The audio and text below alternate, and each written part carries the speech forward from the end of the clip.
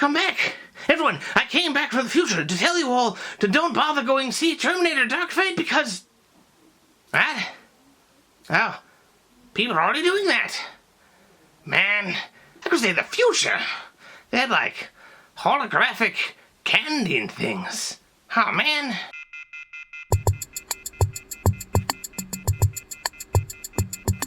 Terminator Dark Fate was released on November 1st, and is a financial disappointment. Now, we're not waffling on this week about interpreting data and looking at this stuff like I did with Ghostbusters. It's just not doing that well. I mean, I say not doing that well, but at my local theater, it's already gone. Like, I know it's just a 10-auditorium multiplex, and it's in 11th place this weekend. So it did 29 million the first weekend, then dropped to 10.8, and then 4.3, and this is leading into the Thanksgiving releases, so it's gone. It's toast. It's a dud. There are commentators out there on YouTube and elsewhere who say this entry hasn't done well because of the female cast. They call that, get woke, go broke. Now, that's not what I'm going to comment on here today. I'm not even certain I know what it is to be, quote, woke. I find most self-appraisals of wisdom like that to just be exasperating. Besides, Moonbob already talked about that one, so I'm not going to tread on his toes. I am interested in seeing people say what a woke movie is and what isn't, and then possibly comparing the two and seeing if it actually is a problem for, quote, woke movies. But that's work for someone else. No, what I want to talk about today is the other reason that's being bandied about why the movie failed. An article on bleedingcool.com says the biggest reason audiences stayed away is something that happens fairly early in the movie, at the very beginning, and to talk about it, I'm going to have to drop some spoilers. I'm sorry, there's no way around this.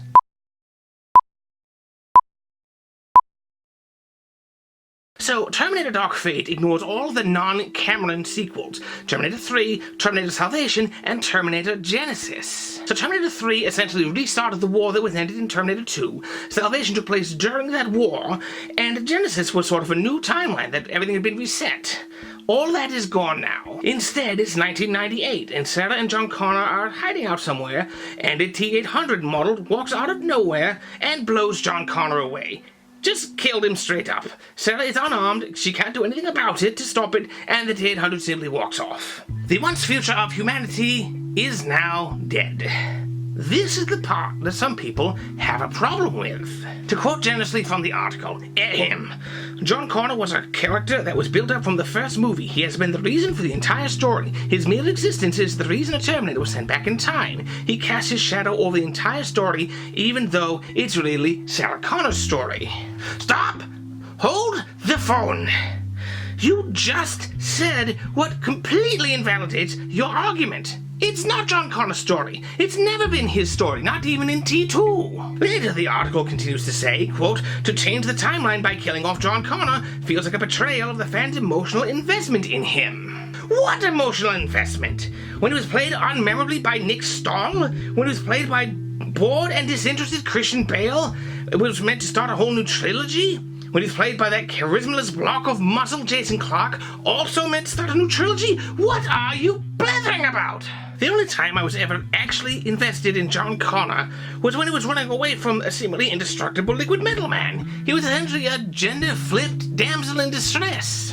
I think what's also clear is that once the story stopped being about Sarah Connor, that's when these movies started to get really crappy. Look, Terminator 3 is a decent romp, but it ends so disappointingly because it makes Judgment Day happen again, which is a bummer. And also no Sarah Connor. Hamilton does make an appearance in Terminator Salvation on audio tapes that John Connor has, where she tries to describe things that Kyle Reese saw. So there's been some very interesting pillow talk, and I can't even pretend that I like Terminator Salvation. That movie is just regular awful. It is definitely the nadir of the franchise. Genesis was sort of fun, but the humongous twist they pulled in the third act should not have been spoiled in the damned promotional material. I've gone on about that before.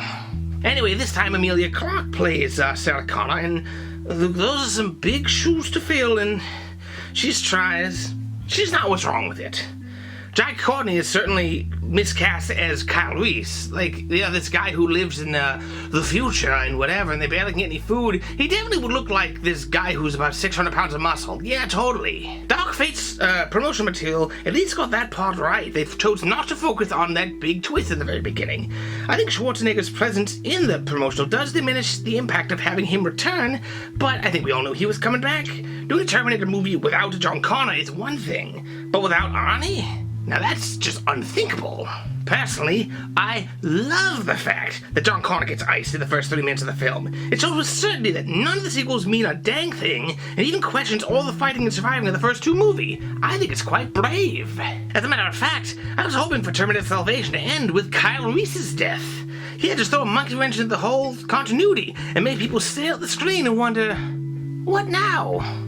That was way too much to hope for. It also addresses one question I've sort of had about the first two movies, which is, why didn't they just send another one around 10 minutes later after the first one failed? Just keep trying. Evidently that's what happened. In 1998, they finally caught up with him. Now, unlike T3, where Skynet's existence and creation was some sort of, destiny, this time the changed timeline has resulted in a different Skynet-like entity. Now, so Skynet, the thing that created the T-800, was never formed, and killing John at that point does not save Skynet. It's like getting killed by those Japanese holdouts who didn't accept the Emperor's surrender.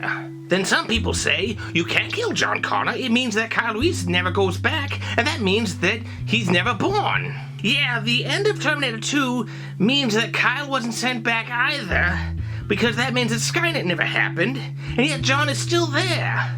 What's your point? You people are forgetting even the good Terminator movies! The idea that people stayed away from Terminator Dark Fate because it mostly starred women, look, at least that's something people could see from the marketing. Nothing indicated the John Connor twist except maybe his conspicuous absence.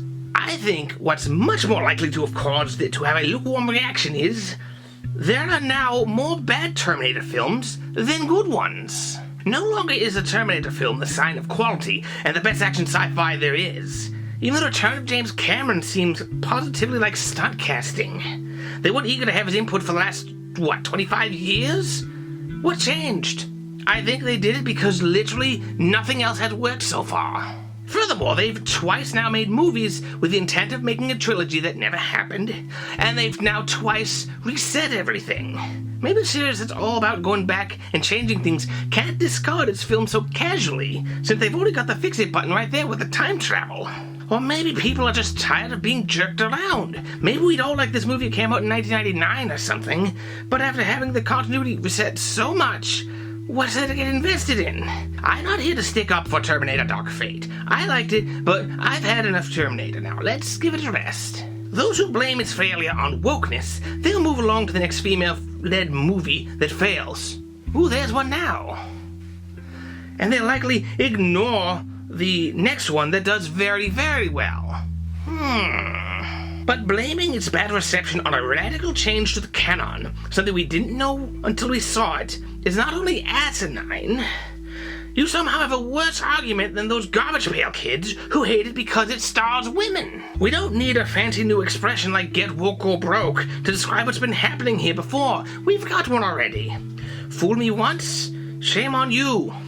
Fool me 3 times, they'll probably try it again in a few years.